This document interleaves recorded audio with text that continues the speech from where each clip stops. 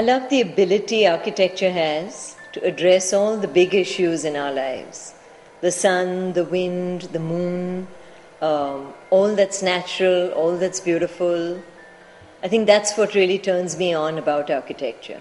We're a small office making small gestures in a big world. We've had the opportunity to do a wide variety of different things in different parts of India, in the small towns, in the larger metropolises.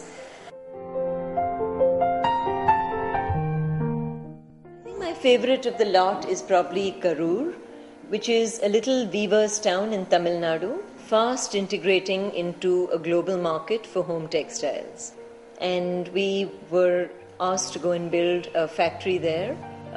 It's fascinating. My first visit there when I was 8 3/4 months pregnant, went to Karur and discovered this hot, dusty little town full of bullock carts carrying brightly colored fabrics and yarn, and large containers taking, completely processed cushions and bed sheets away into the Gaps and the Pier 1s and all the European markets. Our real challenge was to integrate this local with the global.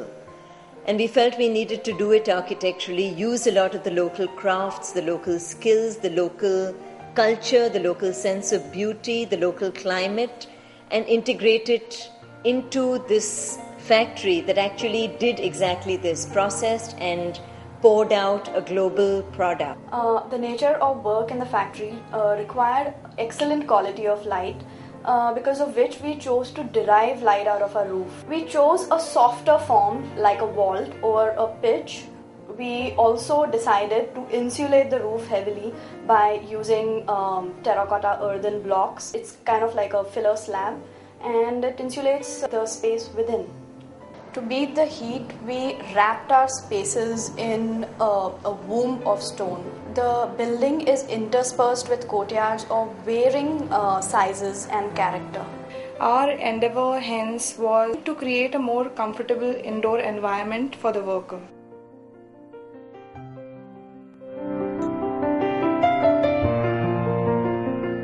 Working with this particular client in Chennai for a long time, and I think there was already a relationship of trust, which, according to me, is one of the most essential building blocks to develop a good building. The other big thing for us was trying to develop an office building that had a humane feel to it, where the whole concept of work could be far more relaxed, could be far more outdoor, in nature, providing people with a whole plethora of different spaces and circumstances in which to think, to be spiritually refreshed.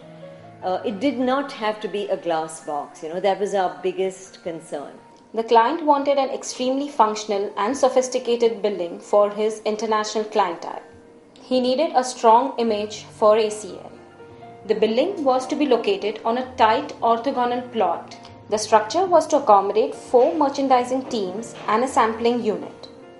Having a limited scope of spreading out, we stacked the modules up, then connected them at various levels, creating sheltered horizontal and vertical corridors as potential interactive zones. The landscape was lifted up to each level. Scooping into blocks at climatically strategic locations, we arrived at the form of the building, with the screen on the south becoming the key element of design, both functionally and aesthetically. The attempt was to create an identity and a dynamic yet humane environment for its users.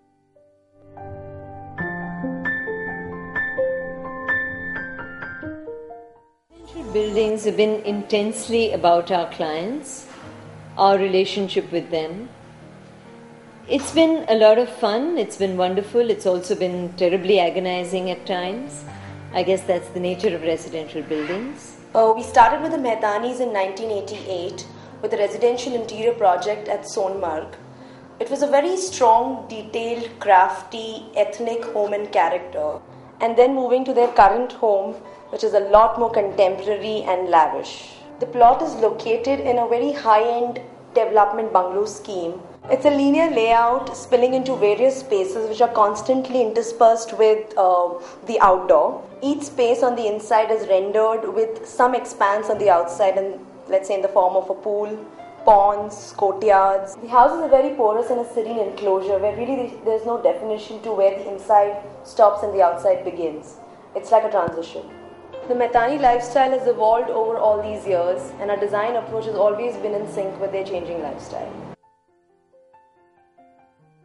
Another project in the pipeline is a bungalow at Alibag. The site sits on the foothills which form a very serene and a composed background and the foreground to the structure. We're very intuitively attempting to make the structure sit very lightly on the ground, almost like fallen leaves. The form and the dynamics of this organic leaf-like structure provide us with tremendous flexibility. It spatially allows the enclosure to have roof planes which yawn up and droop down at several instances, such that you experience this from both on the inside and the outside. This creates varied spatial experiences. While on the other hand are yet another old set of clients, an Ayurvedic doctor couple. My first encounter with these clients was quite a bizarre and yet humorous experience, because the first question that they pounced on me was where would their owl, python, cobras, etc. with their family live in. Through the process, we realized what the doctors really meant. They meant to be as free and intimate with nature as the wild ones, still be able to reside within the metropolis of Mumbai. The plot overlooked the green spans of a golf course, a beautiful canal, and hills of Sanjay Gandhi National Park as foreground to the sunset.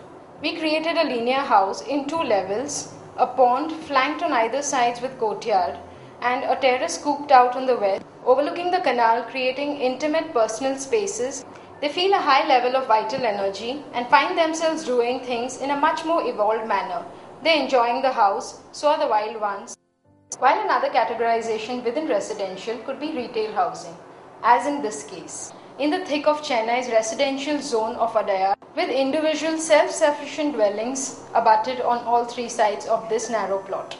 Each of these 6 apartments are carved to provide individual courtyards and terrace gardens, thus creating a buffer outdoor space between the indoors and the actual outdoors.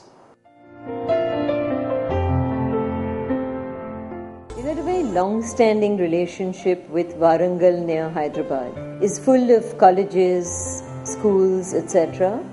And we've been building an engineering college campus there for several years now.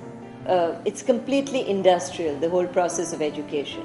The idea of designing and building a school was quite an opportunity. It was really an opportunity to kind of create beauty amid adversity. To use a little bit of Ivan Illich's words, deinstitutionalize the school and deinstitutionalize the classroom. That was our effort. We began with a very grand, formal and institutional vocabulary for the school. Hence, the negatives which were being evolved were uniform in terms of scale, experience and utility. We felt that the layout was turning out to be too monotonous.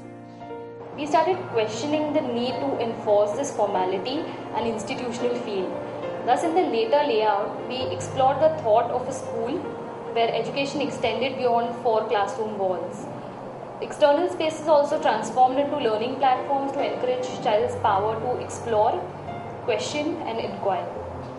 We restarted the design process with the concept of streets and plazas.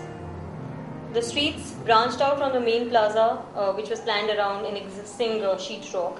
But this time the sheetrock was not just a sculpture, but it became an element to play upon. We consciously intermingled the ground floor ancillary blocks with the G+1 classroom blocks. The negatives thus created gave us the variety to play with size, scale, proportion and character. The negatives were designed as extended indoor spaces and in polished stone to create seamlessness. It also gave us the opportunity to introduce a lot of elements like floor games and sundials, letting the architecture contribute in the learning process of the students.